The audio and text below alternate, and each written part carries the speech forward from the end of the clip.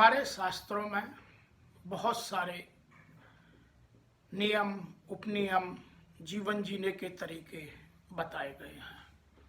मैं आज उनमें से एक विशेष जो लोकोक्ति है, जो तरीका है, उस पर बात करेंगे।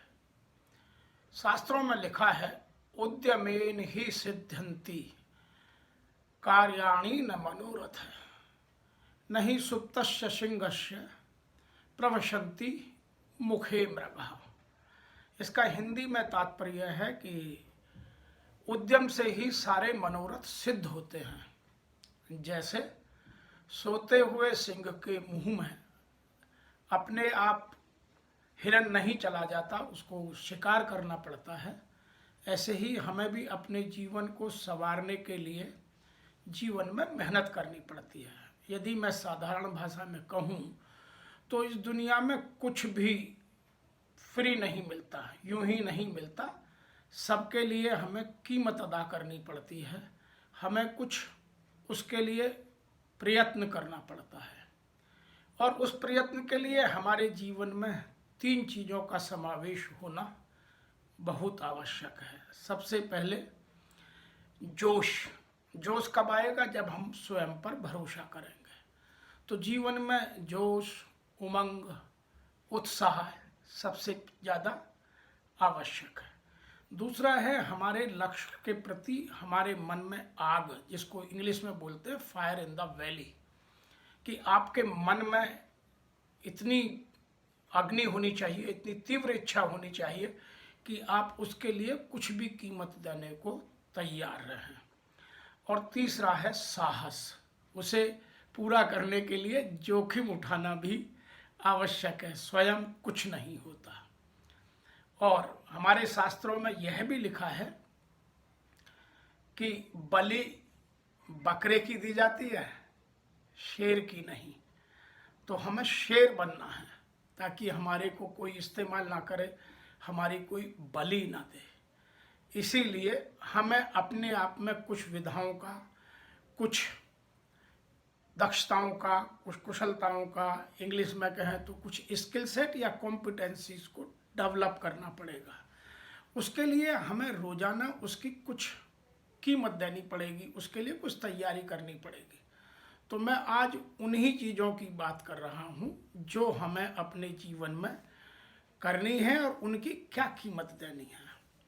सबसे पहला है स्वयं पर विश्वास। स्वयं पर विश्वास करने के लिए आपको दूसरों का सुनना बंद करना पड़ेगा। यह जो लोगों को एक बीमारी है, मेरे बारे में क्या कहेंगे लोग, कोई कुछ भी कहे।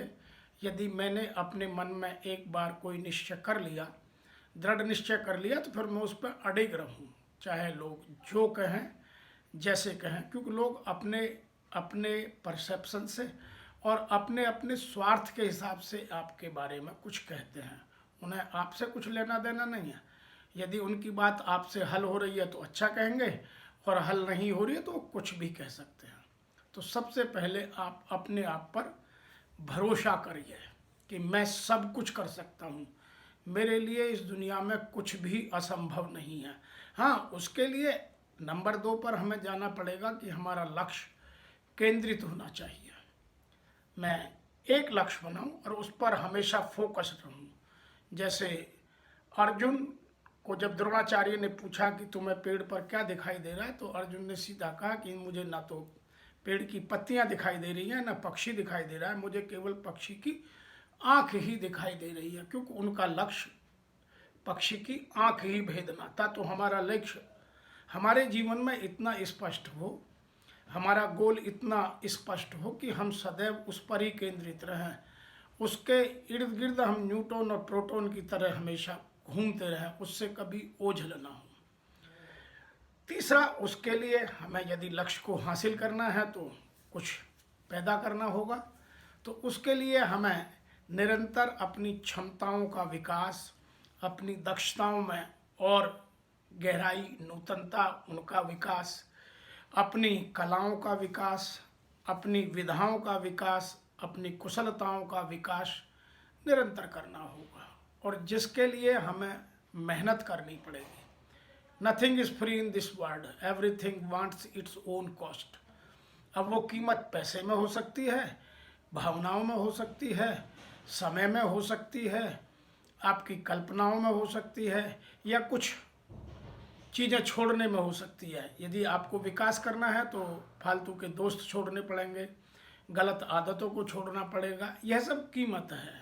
आपको आराम छोड़ना पड़ेगा, अपने कंफर्ट जोन से बाहर निकलकर सक्सेस जोन में जाना पड़ेगा। यह तभी संभव है।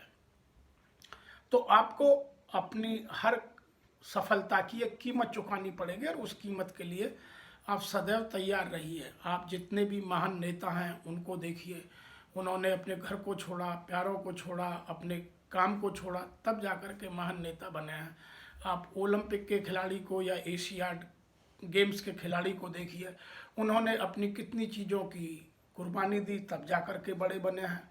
निरंतर अभ्यास किया, तब जाकर के बड़े बने हैं। उसके लिए उन्होंने बहुत कुछ अपने शौक़ों की कुर्बानी दी, तब जाकर के बड़े बने हैं।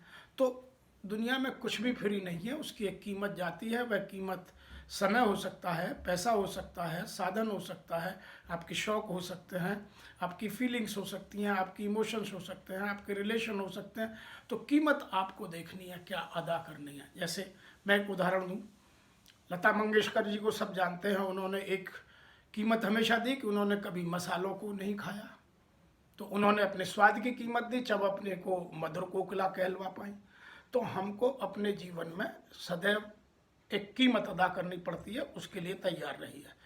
नंबर 4 पर आता है निरंतर अभ्यास। हम अपने लक्ष्य की प्राप्ति के लिए कंटिन्यूअल एफर्ट करें। कंटिन्यूअस नहीं, आज कर लिया फिर कल करेंगे, कंटिन्यूअल। कंटिन्यूअल का मतलब है जिसमें रोजाना नया सुधार भी हो। आज का अभ्यास कल के अभ्यास से बेहतर हो और आने वाला कल का अभ्यास आज से बेहतर हो। तो हमें कंटिन्यूअल डेवलपमेंट की हैबिट डालनी पड़ेगी, तब हम अपने आप में विकास कर पाएंगे। तो निरंतर उत्तरोत्तर विकास के क्रम में हमें अभ्यास करने की आदत डालना आवश्यक है। नंबर 5 है नित्य नई सीख। मैं अपने आप में रोजाना, मेरी लर्निंग एजिलिटी इतनी हाई हो कि मैं रोजाना कुछ नया सीखूं। मेरी जब तक कंटिन्यूस लर्निंग की हैबिट नहीं होगी, तब तक मैं कुछ दुनिया में नया या महान कर ही नहीं सकता। महान वही करते हैं जो रोजाना कुछ नया सीखते हैं। इसीलिए मुझे भी अपने जीवन में कुछ रोज नया करने की और रोज नया सीखने की आदत डालनी होगी। मैं आपको बहुत सारे उदाहरण दे सकता हूँ।